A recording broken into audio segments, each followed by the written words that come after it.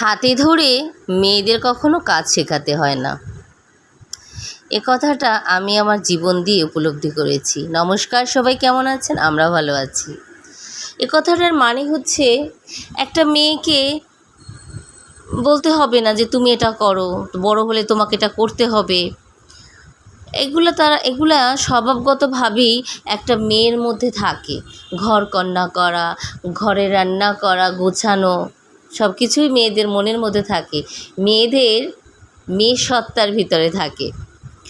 যেমন আমি আমার জীবন দিয়ে উপলব্ধি করেছি। আমি যখন ছোটো ছিলাম তখন 6-7 পড়ি, এরকম আমার মনের মধ্যে একটা ধারণা থাকতো যে মা কীভাবে রান্না করে। আমি মার পিছ ঘুরঘুর করতাম, মা কীভাবে রুটি বেলে, মা কীভাবে তরকারি রান্না করে। আমার খুব একটা কৌতূহল হতো যে তরকারির ঝোলটা এরকম ঘন হচ্ছে, এটা কীভাবে হচ্ছে। তো আমার খুব ইচ্ছা হতো, আমার খুব ভালো লাগতো, আমি মার কাছে যেতাম। বাট আমার বাবা যখন আমাকে দেখতো তখন আমাকে বড় একটা ধমক দিয়ে বলতো, পড়তে যাও তুমি, তোমাকে রান্নাঘরে আসতে বলছে কে? তোমার তো এটা কাজ না, তোমার কাজ হচ্ছে বই পড়া। আমি দেখব তুমি আজকে কি পড়ছো, তুমি রান্নাঘরে ঘুরঘুর করো। আমার মাকেও 2টা থাপড় দিত, তুমি কি ওকে এখানে ডেকেছো? ওর এখন পড়াশোনার সময়, এখন রান্নাঘরে কি করে?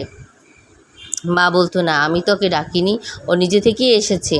যদি আমার মার হেল্পিং হ্যান্ড ছিল, আমাকে রান্নাঘরে আমার মার একদমই প্রয়োজন হতো না। কিন্তু ওই যে আমার খুব ভালো লাগতো।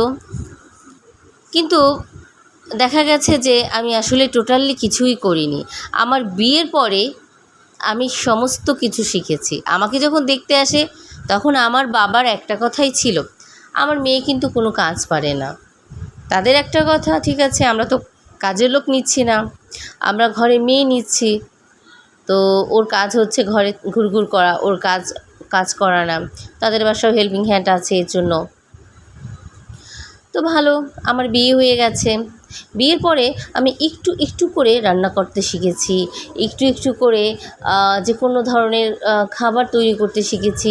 আমার মেয়ে হবার পরে আমি ইউটিউব দেখে নানান ধরনের ভ্যারাইটিস ডিশ তৈরি করতে শিখেছি। নিজের আইকিউ দিয়ে কিছু খাবার তৈরি নিজেই বানাতে শিখেছি। এখন ইচ্ছে করলে আমি অনেক কিছুই পারি, কারণ হচ্ছে আমাকে কেউ শিখিয়ে দেওয়া লাগেনি, আমি নিজে থেকেই শিখেছি, নিজের তাগিদে, নিজের প্রয়োজনে শিখেছি।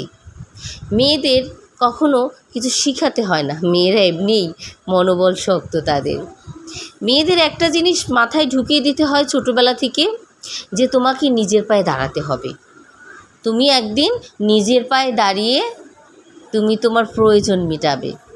তাদের এইভাবে শিখিয়ে দিতে হবে না যে তুমি রান্না করো, তোমার বিয়ে হবে, তোমার বিয়ের পরে শ্বশুরবাড়িতে তুমি কী করবে? রান্না করবে না, তাহলে পারবে কিভাবে?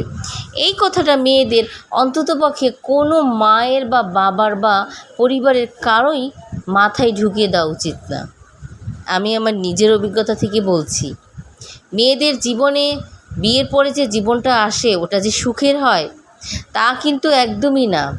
ওই জীবনটা বিয়ের আগের জীবনের থেকেও খারাপ হতে পারে, আবার ওই জীবনটা বিয়ের আগের জীবনের থেকেও ভালো হতে পারে। কিন্তু আমি গ্যারান্টি দিয়ে বলতে পারবো না যে আমার ওই জীবনটা ভালোই হবে। তার জন্য আমাকে গ্যারান্টি দিয়ে কাজ করতে হবে যে আমি নিজের পায়ে দাঁড়াবো।